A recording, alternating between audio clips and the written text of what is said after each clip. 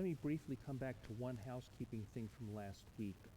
Jim, you had asked about the word Talmud, which apparently is a word meaning either study or learning, teaching. And so the Talmud is intended to be it's the textbook, if you will, for rabbinic Judaism. And so that's where that idea of study, learning comes in as a title for it.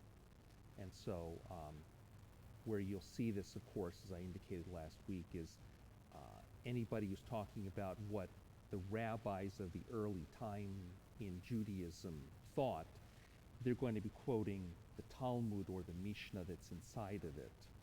And unfortunately, it's a complicated study because they're recalling stuff from several centuries.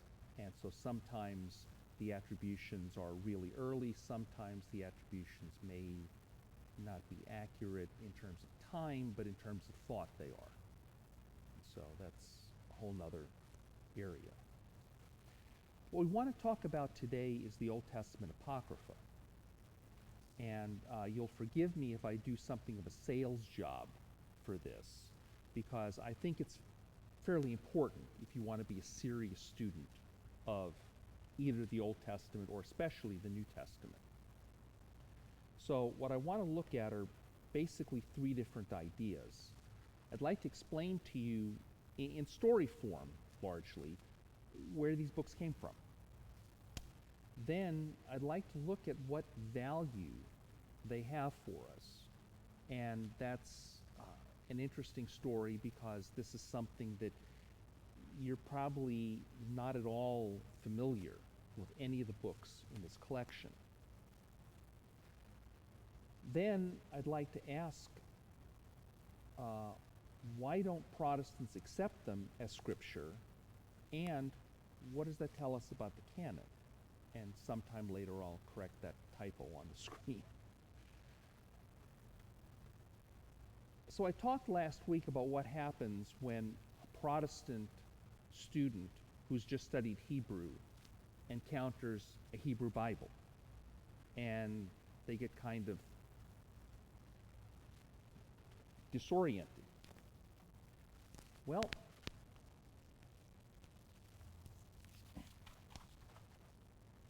when there's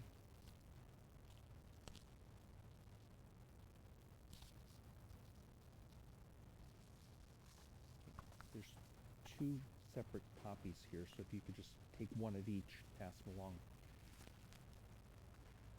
When a Protestant encounters a Catholic Bible, you actually have something even stranger than what you run into with the Hebrew Bible. And so I put together a handout which is a supplement to what I gave you last week. So one sheet has 3 columns on it, and one sheet has 2 columns on it. The 3-column sheet you should recognize as being similar to what I gave you last week, except now instead of just contrasting the Protestant Bible and the Hebrew Bible, now we have another column for the Catholic Bible. And particularly this is the Catholic Old Testament. Now the Catholic New Testament and the Protestant New Testament are identical. So there's no difference with those. But when you get to the Catholic Old Testament and the Protestant Old Testament, now you begin to see some differences. Now, on the one hand, it's the same basic organization as the Protestant Old Testament. It's organized into the Torah or Pentateuch, the historical books, poetry and wisdom, and the prophets. So that's there. But if you see on each section, you'll see that there are gaps in the Protestant Bible and items filled in the Catholic Bible. So first of all, there are additional books in all three of the categories: historical books, wisdom books, the prophetic books. Then, if you were to actually open the Catholic Bible and compare it to your Protestant one, when you got down to Daniel, you would find out that Daniel has 2 extra chapters in it, tacked on at the end. And when you got to the book of Esther, you would find that Esther is 64% longer than the Protestant Esther. There are 107 additional verses added in several blocks in through Esther. So when you read even a Protestant Bible that has the Apocrypha in it, you don't just see the additions to Esther, because the additions to Esther don't make sense on their own. You have to read them in the context of the whole book. So there's a whole separate retranslation of Esther in a Protestant Bible that contains the Apocrypha. Yeah, there would be 2 Esthers. There would be the one Esther in the Old Testament section, and then a second expanded Esther in the Apocryphal section. Okay, something's going on here. Okay? Well, to understand what's going on, yeah, go ahead. Just a clarifying question. So, Yeah. like for Catholic Old Testament, they're not going to have the 2 instances of Esther. It's just going to be the longer. It's just going to be the longer Esther. But a Protestant Old Testament that wants to include the Apocrypha, Yeah. they will separate them. Yes. Yeah, they will have them separately. And I'll show you an example of that, at the end of class. So, to understand how this happened, we have to go back to history. Need to introduce you to the concept of the diaspora. Now, if you think about it, Israel was conquered twice historically. The northern kingdom was conquered by the Assyrians around 722. The southern kingdom, Judah, where Jerusalem is, they were conquered by the Babylonians kind of in stages from 605 down to 587. Now, there were people in Israel who could see the storm clouds coming. And some of them had some resources, and they just got out of Dodge. They could see things were not going well for their homeland. And the simplest place for them to go was Egypt. And so they established communities in Egypt. And like a lot of immigrant families, they did well in Egypt. There's something about being motivated enough to leave your old land and try to make it in a new place that often leads you to being successful. I mean, you are living in a country where everybody at one point was an immigrant.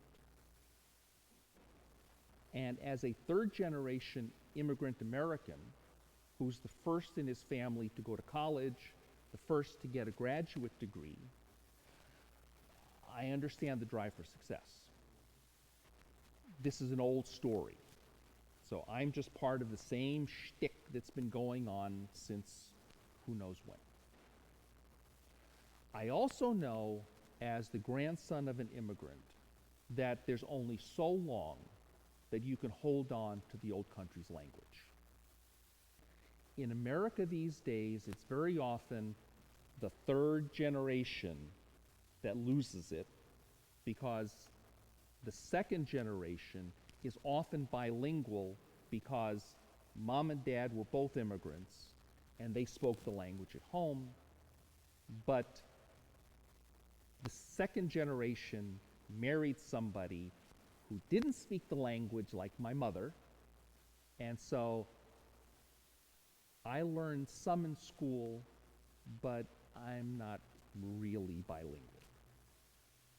Enough to have a head start in learning Greek in college, but not I can order on this in a restaurant and I can get around in Athens, but don't engage me in a long conversation. I've got about 5 sentences we can use.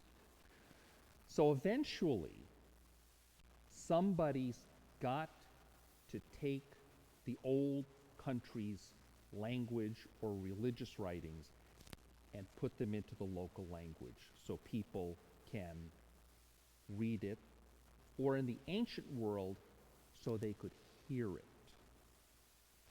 I ran across, interestingly, a study this week which suggests that in Jesus' day, in Judea and Galilee, the percentage of people who could do more than write their name on a contract was about 5%.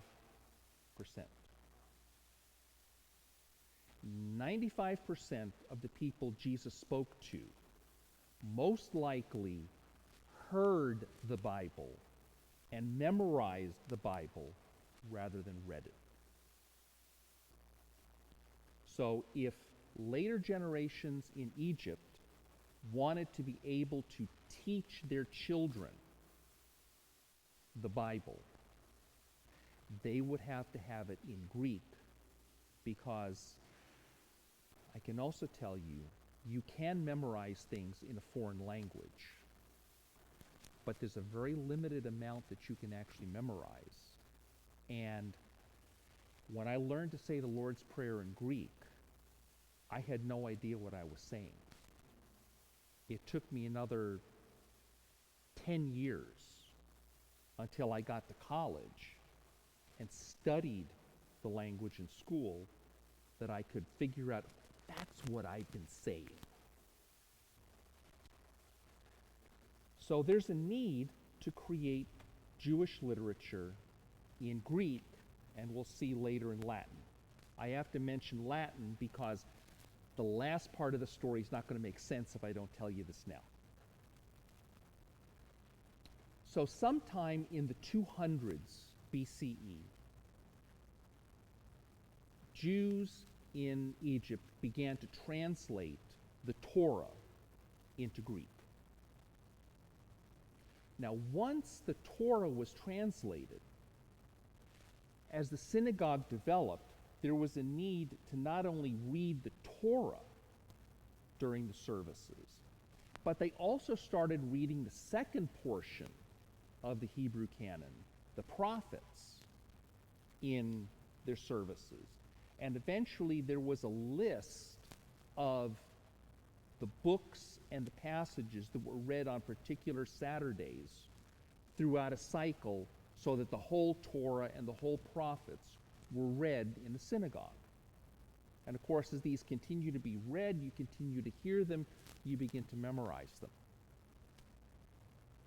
So then there became a need to translate the prophets, and eventually translate the writings, and eventually translate other religious literature. All these translations get lumped together in a category we call the Septuagint, which comes from the Latin word for 7 or 70. There's a legend that 70 Jews got together and translated the Torah. The reason I say it's a legend is because if you're familiar with the story, it says there actually were 72. There were 6 translators for each of the 12 tribes. They went out into their own little caves. They came back with copies of the translated Torah. Every one of the 12 copies of the Torah were perfectly translated, word for word, identical. Now, if you have any experience with translating from one language to another, I mean, you can snicker. It's okay, because that's not going to happen. The reason that myth comes about is they want to talk about how perfect the translation was. So they like to kind of stretch things a little bit. Okay, fine. This, however, is a ragged around the edge collection. In other words, it's like the situation we've talked about last week already. The bulk of the Hebrew Bible is acknowledged as scripture relatively early. That is, by the time Jesus comes along, the Torah is clearly set. The books of the prophets are largely agreed upon. The books of the writings are largely agreed upon. But the canon isn't closed. And they're still wondering what to do with Esther, what to do with the Song of Solomon, what to do with Ecclesiastes. And this is much the same way with the Septuagint. They're not sure 100% what to do with the wisdom of Sirach and some of these other books. Now, in addition to the translation process, there are some books that became written in Greek. That is, if people have lost the ability to read and write Hebrew fluently, the Jewish religion didn't die. Jewish people keep writing religious books. It's just that they're now writing them in Greek, not in Hebrew. And so some of those books end up in this collection we call the Septuagint. There's also a couple books we'll look at next week, which is its own story. Now, let's fast forward. Christianity comes along and begins to preach in all sorts of areas in the Mediterranean, including places where Latin is the main language. Now, at first you might think, oh, that's Rome. And eventually it is Rome. But if you were to open your New Testament in Greek and go to Paul's letter to the Romans, you would not find a Latin letter. That letter to the Romans is written in Greek. 30 years later, there's a letter from the head of the presbytery in Rome to Greece, to the town of Corinth. The letter is written in Greek, in a fairly good grade of Greek, not translated painstakingly from Latin into Greek. It's native Greek. The church in Rome doesn't begin to really use Latin until into the 2nd century. But sometime in the 2nd century, there is a need for Latin literature. So is that because that form of Greek was just the common language in this entire area, and Latin was more of an official kind of language at that time? Partly. It's also that the first converts in Rome are likely Jewish merchants, and their native language would have been Greek. Exactly. Exactly. But Latin was as well at the time. It was becoming used. In the West. Okay, because of Rome. Yes, it was becoming in Rome because of Rome's influence. But I was just noticing yesterday, Yeah. John, Yeah. and on the title, Yes. King of the Jews, and it says in Greek, Aramaic, and Latin. Yes. Never noticed it. Yes, you're right. Yeah. We wanted everybody to know this is what Exactly. we do. Yeah. Right. Exactly. And so there are Latin inscriptions in Judea and Galilee, even though the dominant language was Greek. So in Italy, the dominant language is Latin. But if you were in the Jewish community, Greek was more likely your language. Sure. Yeah.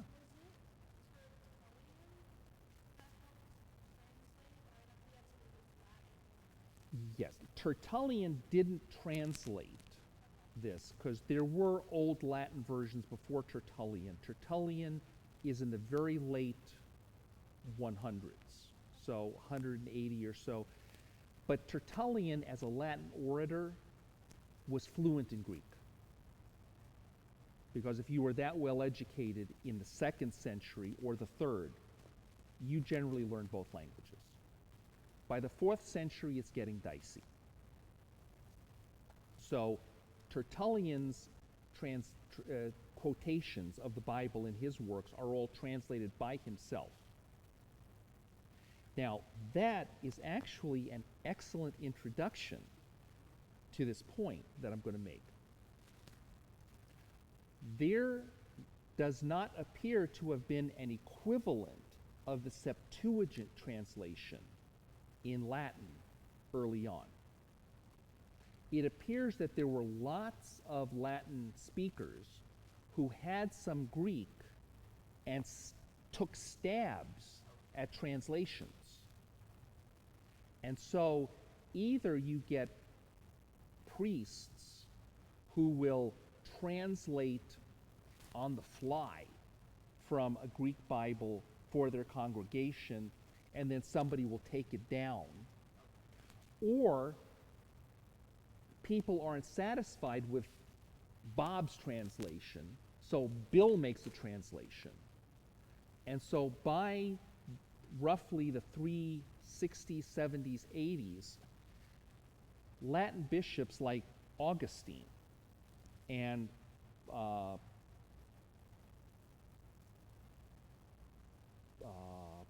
Pope Fulgentius, if I recall correctly, are so bothered by this multiplicity of Latin translations, all of which disagree with one another.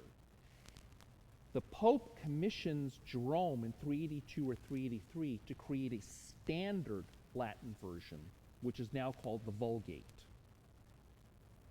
So Jerome goes to make a translation starting with the Old Testament.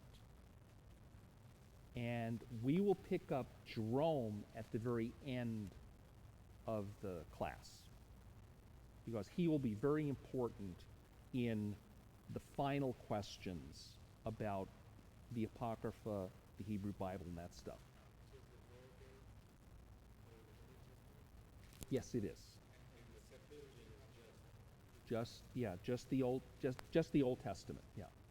But he's translating the Septuagint before the Old Testament. He starts with the Septuagint because that's what he was primarily asked to do. But then he moves to Palestine because he realizes that there are some places where he might need to learn a little bit of Hebrew. And that's where the story gets interesting. So, yeah. Yes, it is. So what we're really talking about in the Apocrypha is a selection of Jewish books and additions to Jewish books that are not found in the canonical Hebrew Bible. Now, these books were acknowledged as useful by early Christians, and we'll talk about that again at the very end of the class. Now, where you find the Apocrypha is in Catholic, Orthodox, or ecumenical Bible translations that are written to be useful for all communions. One example of this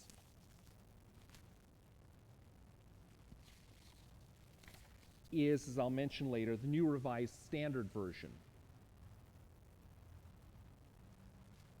This happens to be a copy I used when I was teaching at Montclair State University in New Jersey. I was teaching Western Humanities, and if you're teaching Western Humanities, you have to read the Bible. Not the whole thing, obviously, but you have to be introduced to the Old and New Testaments, because otherwise a lot of Western literature doesn't make sense. What many people don't realize, though, is the King James Version has an Apocrypha as well. Because the Anglicans accept the secondary authority of these books.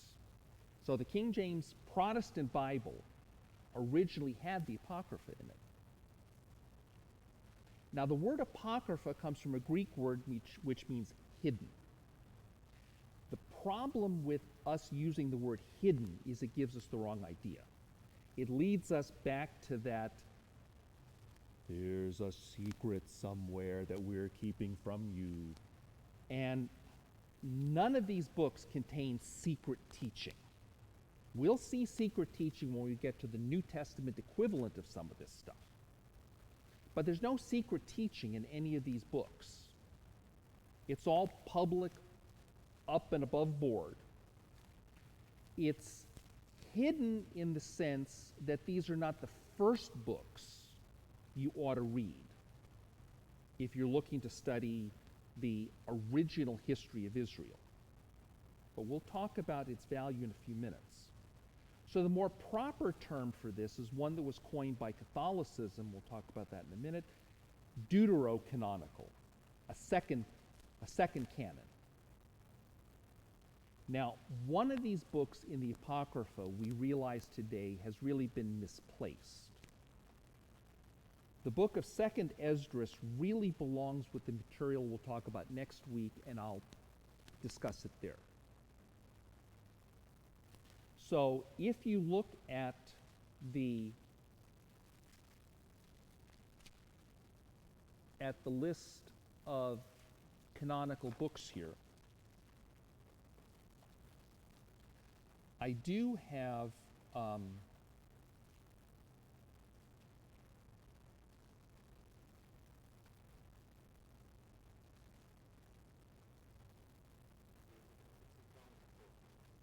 the three-column piece.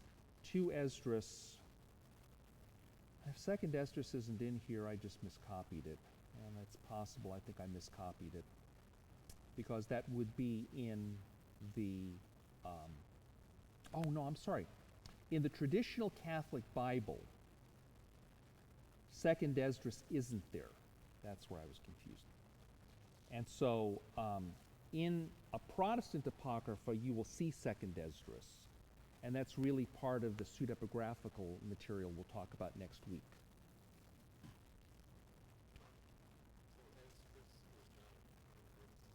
Yes, it's on the second sheet, because on the second sheet it mentions that that book is not accepted really by the Catholics. It's an appendix to the Vulgate. And you'll see next week why it's an appendix to the Vulgate.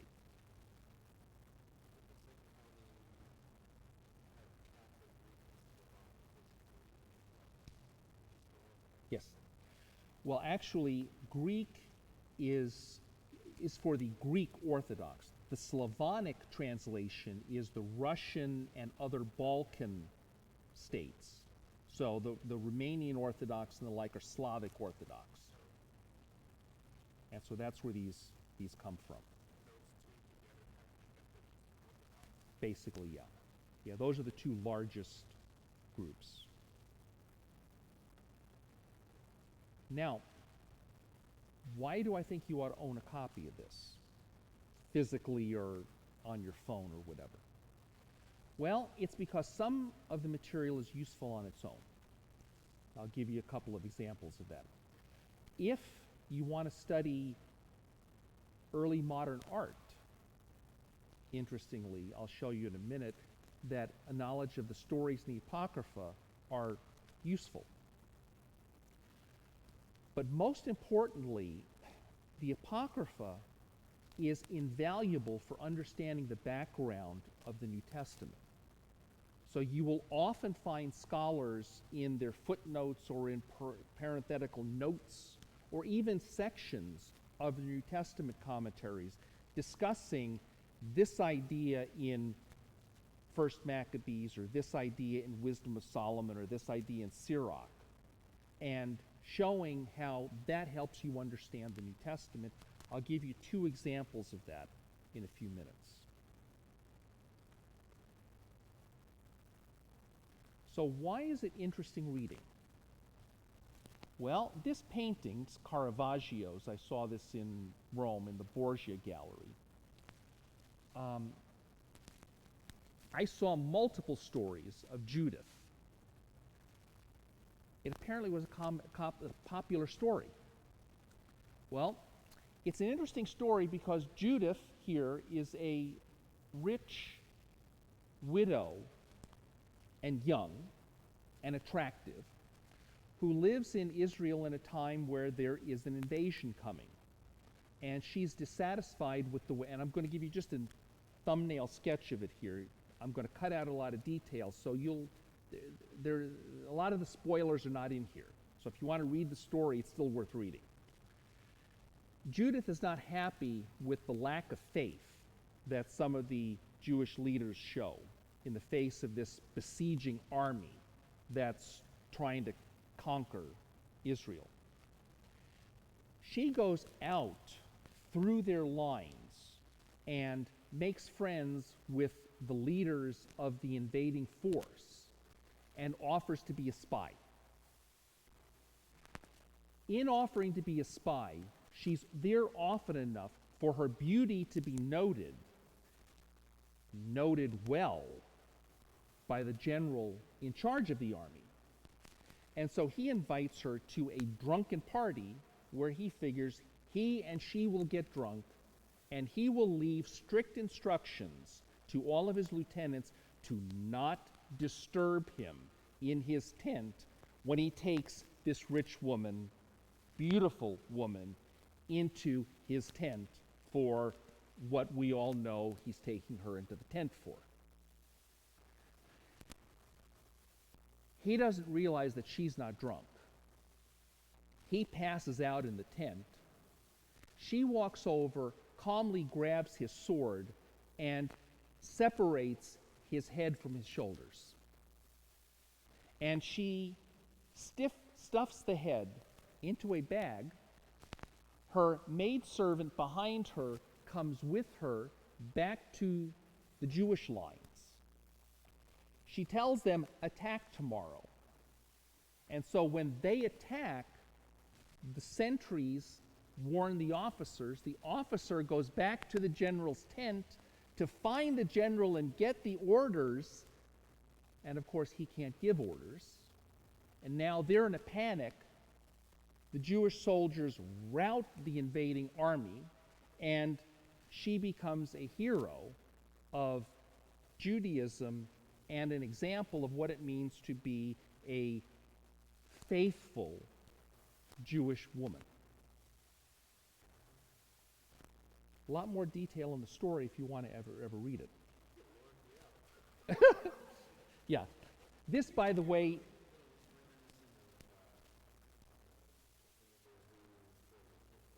oh, is that Deborah? Oh. It was Sisek was the guy who ended up with the, yeah. Okay, somebody will find it while we're talking. This, by the way, Judith is holding the head of Holofernes. That was his name. And this, by the way, is the least racy picture I could find because, well, some people decided to use it as an excuse to do a nude study as well. So, you know, since she is, in a sense, seducing him, they picked up on that part of the story and, you know, yeah, and ran with it, definitely. The origins of Hanukkah are in the Apocrypha. Yeah. I don't see them listed in the Hebrew Bible. So those are Jewish rabbis. Yes. Yes. And the holiday of the Festival of Lights was added to the Jewish ritual calendar, but the books for it weren't. So now this gives you an interesting insight into, yes, these two books, and there are actually two others. So they're not in the canon, but they are in their canon. Yes, yes. So it indicates that the Jewish notion of canonical is not as restrictive as ours.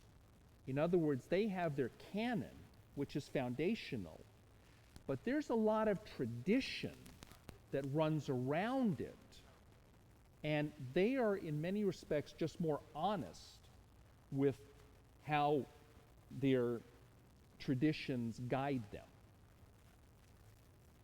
Now, the famous story of the miracle of the oil lasting for 8 days, that is not in 1st and 2nd Maccabees. That's only in 2 places in the Talmud. Now, I did want to briefly point out to you,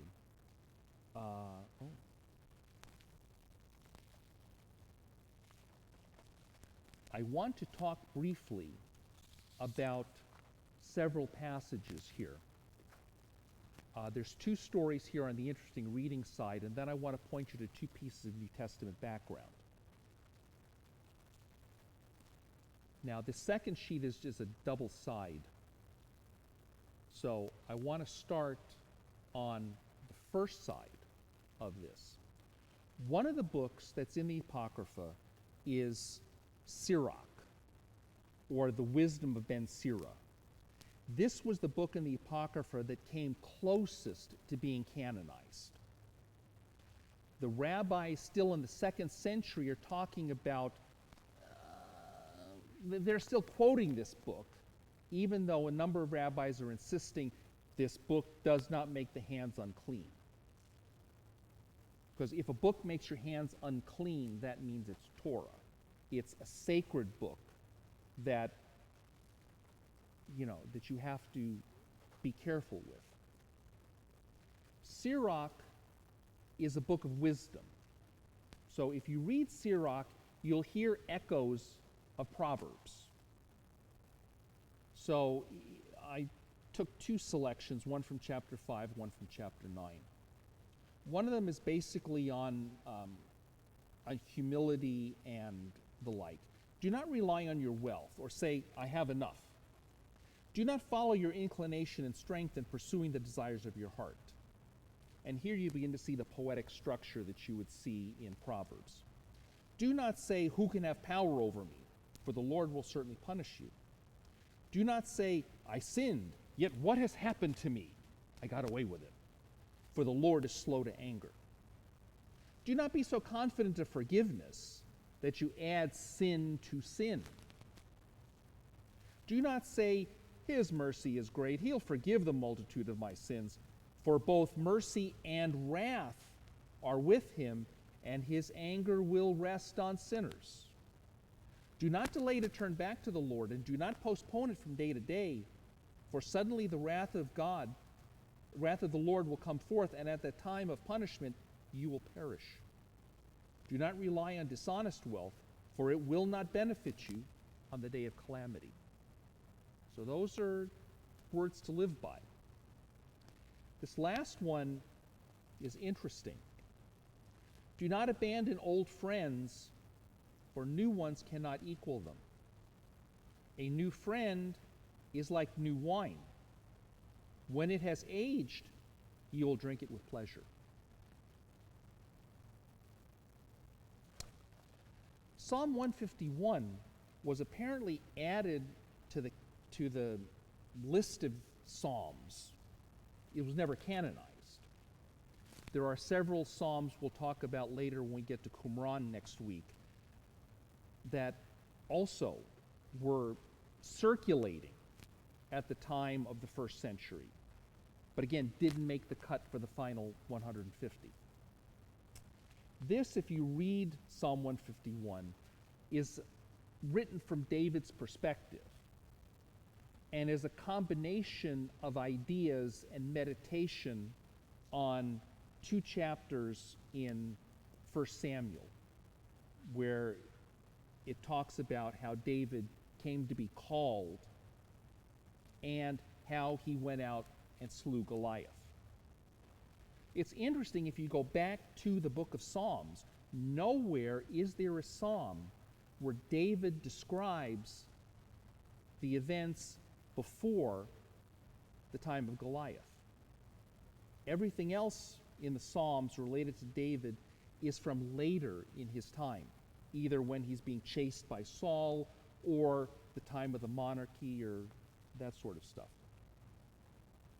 So this seemed to be a hole in the book, and somebody stepped in and filled it. But what I really want to talk about are the passages that are relevant to the New Testament. Now, if you read this section of Wisdom of Solomon 13, it should ring bells with you. For all people who were ignorant of God were foolish by nature, and they were unable from the good things that are seen to know the one who exists, nor did they recognize the artisan while paying heed to his works. You ever heard an idea like that before? Yeah.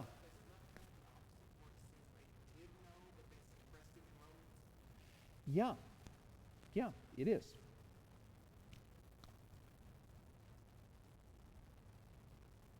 But in Wisdom of Solomon, it describes them instead as being foolish by nature. So these, and if you go down to verse 4, if people were amazed at their power in working, let them perceive from those works how much more powerful is the one who formed them. So they are without excuse. Now, this is important personally to me, because earlier in my career, I encountered people who argued that Christianity shouldn't be so hard on other religions, because early Christians in the Bible and early Christians beyond the Bible, beyond the New Testament, actually had a pretty positive view of Greek and Roman religion. Now, I actually wrote a chapter around then showing, as far as I could, it satisfied me that I showed that the post-New Testament writers were not positive about the value of Greek and Roman religion. But when you get to Paul, yes, when we get back to this, how on earth is he preaching for people to turn from their dead idols to serve the living and true God? Kind of a problem. That too, yeah. Now, setting aside even some relatively clear passages, the fact is, Wisdom of Solomon reflects the common Second Temple Jewish understanding of idolatry.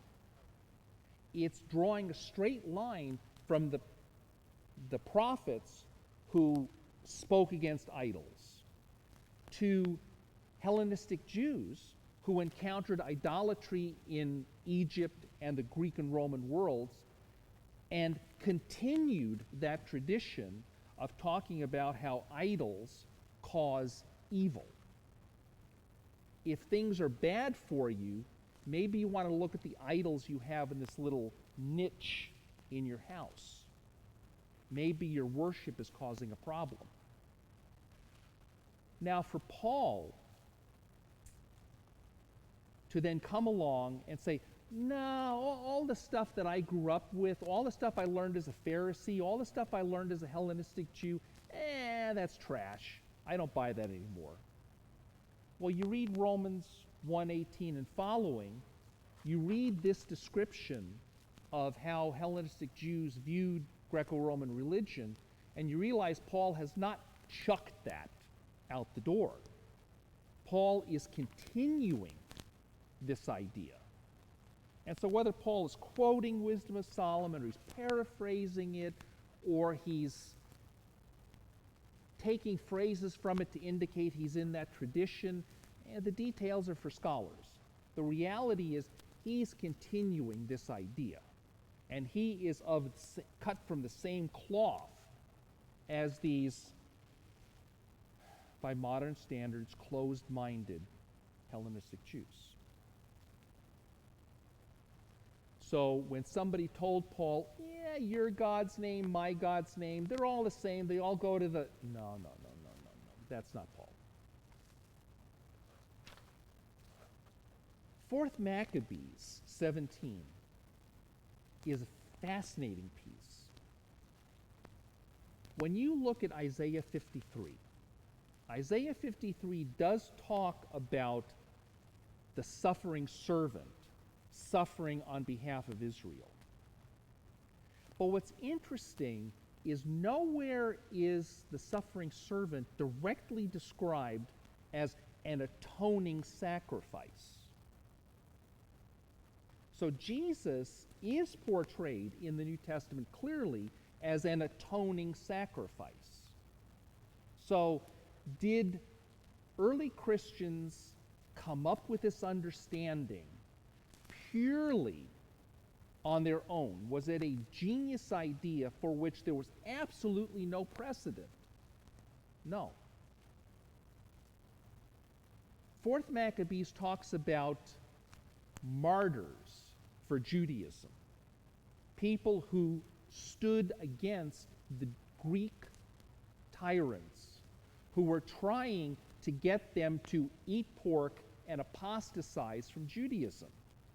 These people stood their ground, and despite horrible torture, and I mean nightmare-inducing torture.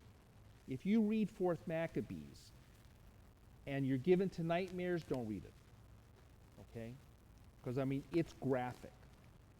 I mean, you could make a modern R-rated horror movie from this in a second. Okay? But despite all the torture, they stood firm and were faithful to Torah.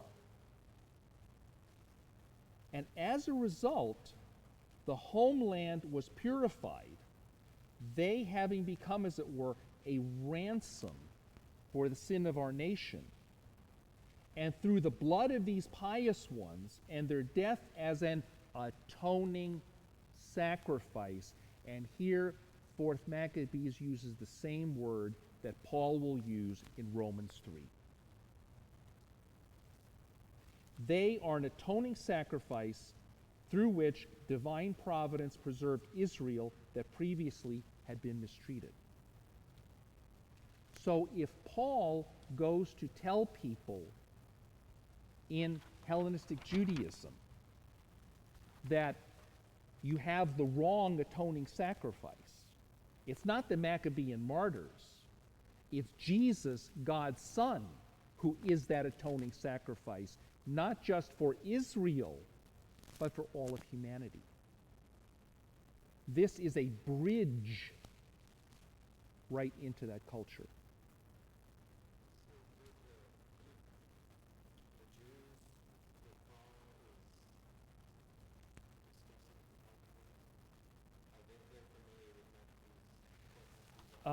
A number of them will be. Yes. Yeah. So he's simply saying this is not such a bizarre idea that some individual could be an atoning sacrifice.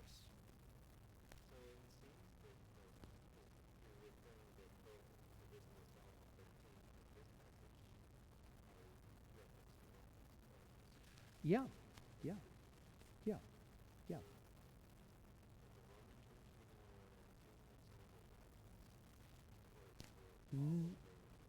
Well, not 4th Maccabees, because 4th Maccabees is a very, very philosophical piece that would be probably over their head. Wisdom of Solomon, they could well be familiar with.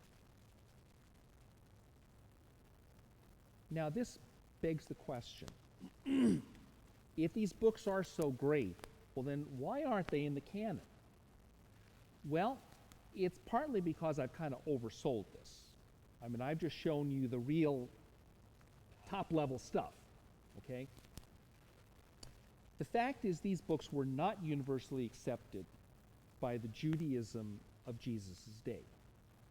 And as we'll see in a minute, that has been the Protestant standard for the books that we put in the Old Testament. See, none of these were judged worthy by comparison with Torah. And this is where I want to go back for a moment to some of what we did last week. This canon grows by accretion, by analogy. Nobody questions the Torah. Now, when you look at Joshua through 2 Kings, you realize that that history is not just an impartial history. It's a history told through the lens of the book of Deuteronomy. If you obey God and keep his covenant, God will keep you in the land. If you disobey the covenant, you will not stay in the land. And if you look at those history books, that's what you see played out for you. So when people go to look at what books are valuable for teaching us how to follow God, well, this is a pretty easy choice. This extends out the book of Deuteronomy into our time and explains for us why the history of Israel and the history of Judah looks like it does. And this process of association, of usage, and what I would argue is a kind of self-attesting quality, a classic quality, is what drives the addition of books to the canon. And this classic quality is not just purely a religious thing. You've been in literature classes, and all of those are composed of classic works. They may not be old books, they may be recent books, but they all have certain qualities that appeal to large numbers of people. These books didn't appeal to that same breadth of people, and while they were popular with some, they were not popular universally. And when the canon is, when people in post-70 CE Judaism go back to look at their holy books, they look at what they're using, what they're not using, and they notice that they're living in a different time than the past. Not just that the past is behind them, but it's like an era has passed. The temple is in ruins. Jerusalem is in ruins. As if that isn't bad enough, in the early 130s, there's another Jewish revolt. And at that point, the Romans say it's not good enough to leave Jerusalem in rubble. We are going to raise it. We are going to put in a new city called Aelia Capitolina. We're going to put Romans there, and there's going to be no place for these pesky Jews to go and gather again and make us come back here again and beat them up. So you are never going to see another temple. Well, if that's the case, the rabbis are thinking, well, we're in a different kind of exile. This is exile 3.0.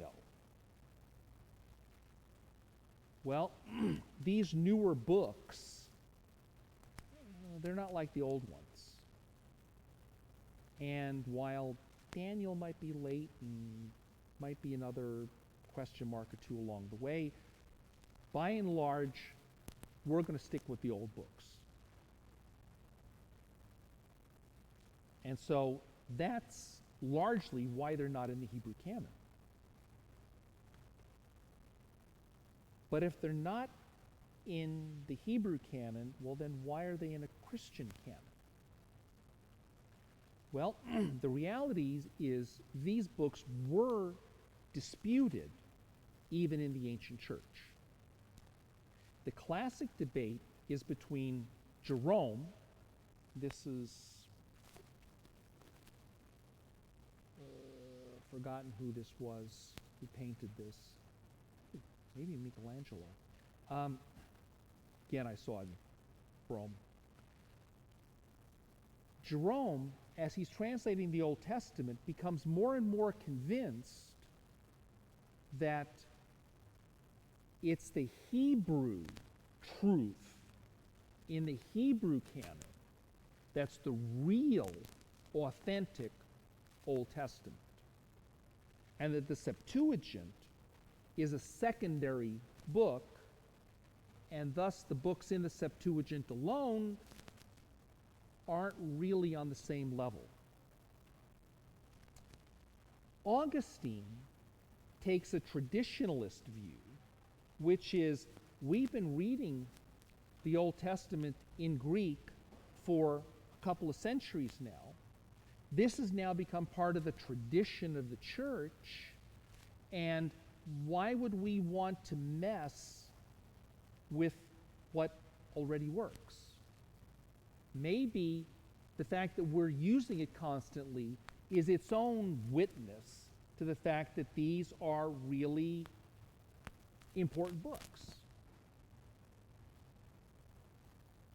Now, in the Greek tradition, Gregory of Nazianzus is one of the three, if you will, founding fathers of the Orthodox Church. So he's like quoting Martin Luther to a Lutheran, okay?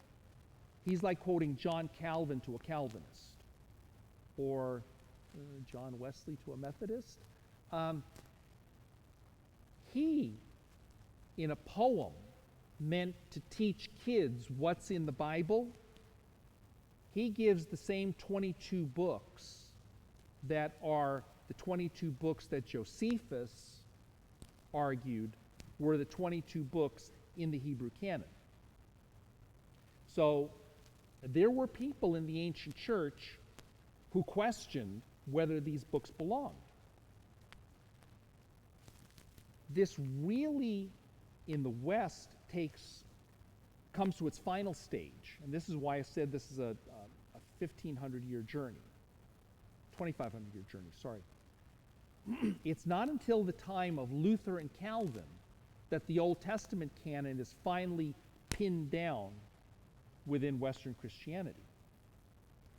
It's when Luther says Jerome was right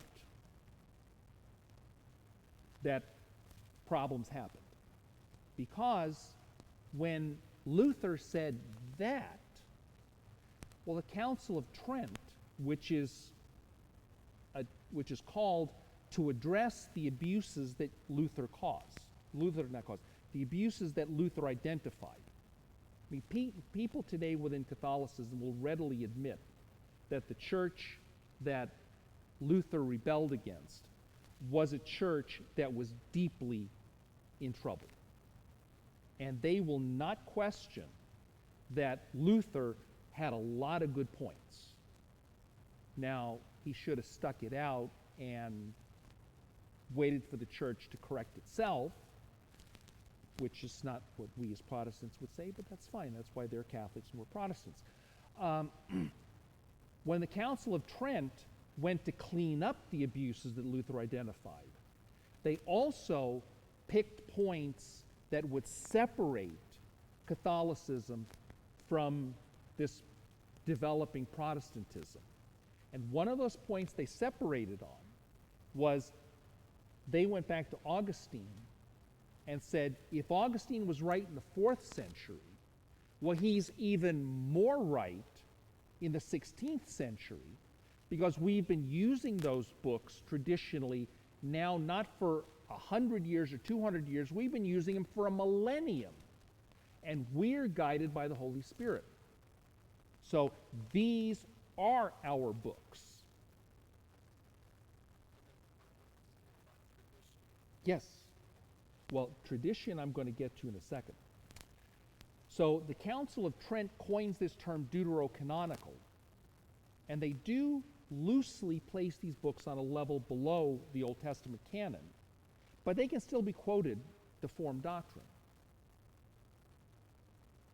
Now, the Orthodox shift from Gregory of Nazianzus' position to a position very much like Catholicism. And you see, in their case, their decision is driven by the fact that as they develop a formal liturgy, and the Orthodox have a Mass, if you will, it's called the Divine Liturgy. But in that liturgy, the liturgy will quote from the Wisdom of Solomon. Now, to the Orthodox, tradition with a capital T includes not only the Bible, but it also includes the liturgy.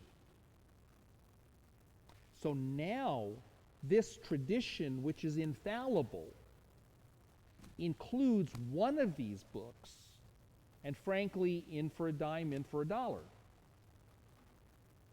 So tradition has baptized the Septuagint, which is effectively their canon. Now, they struggle with this if you read Orthodox theologians, because on the one hand, the Septuagint is the authoritative version. However, they do recognize that if you're going to make a translation into Russian or English or French or Romanian or whatever, you should have a copy of the Hebrew Bible open alongside the Septuagint. So some people in the Orthodox tradition will call them acknowledged books to kind of separate them from the Hebrew canon. But they're still struggling with the fact that these are canonical for us. And we don't like to set one book against another. So that's why your Protestant Bible has only the Hebrew books in it, because Luther sided with Jerome. The Catholic and Orthodox Bibles have the other books because they sided with either tradition or with Augustine. Now, none of that changes the fact that the Apocrypha is valuable as a historical source. And again, you can get quite an education in Second Temple Judaism by just reading through these books and seeing how Jews tried to struggle with being Jewish in the Greco-Roman world. So that's why I had to introduce the Vulgate at the beginning, because Jerome, in his struggles to translate the Old Testament, changes his tune from just translating the Septuagint to translating the Old Testament from Hebrew.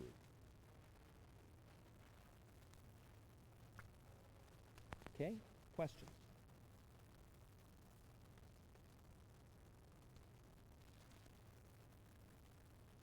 There are multiple study Bibles with the New Revised Standard and apocryphal deuterocanonical books, or sometimes it's called the Extended Apocrypha, where it has all of the various books that are accepted in one way or another by any of the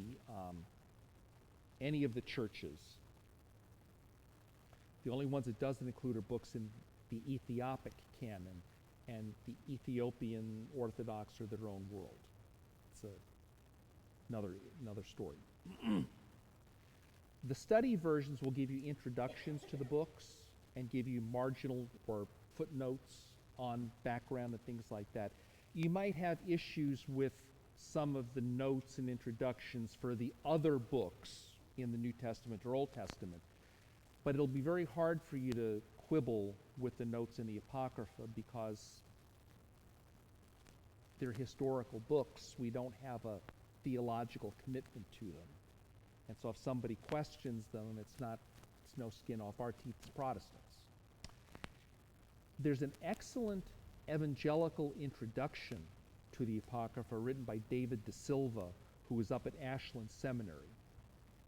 And his introducing the Apocrypha has an introduction for the collection as a whole and descriptions of the content and value of each one of the books. I mentioned briefly Psalm 151, and I mentioned that historically it looks like, well, somebody's just piecing this together from meditations on 1 Samuel. And I kind of made it sound like, well, you already have 1 Samuel, what do you want to read Psalm 151 for? But De Silva points out that for a Jew in the 1st century BC or 1st century AD, 1st century BCE, 1st century CE,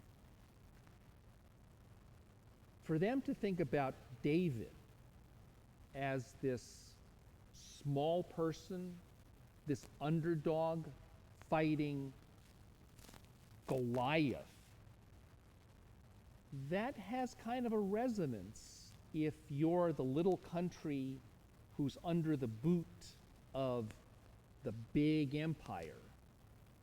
And you need to be reminded that big doesn't always win.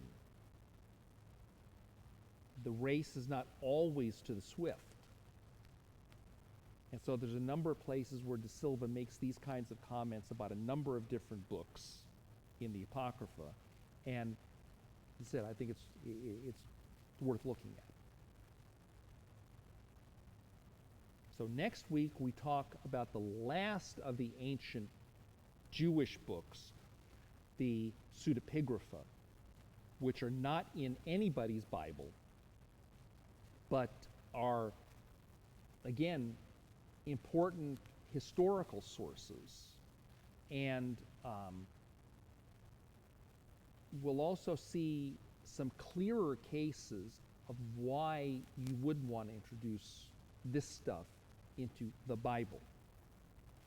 If you want to look at something in the Apocrypha that's kind of, look at Tobit. It's an edifying story, but there's some details in there that are kind of, I don't know if they pass the smell test, put it that way. And again, some of the examples in next week will be even clearer. I'll also touch I'll also treat Qumran to some degree as well. Okay, questions? Or I know I've kept you over time, but I appreciate your patience and sticking it out. Great, thanks. We'll see you next week.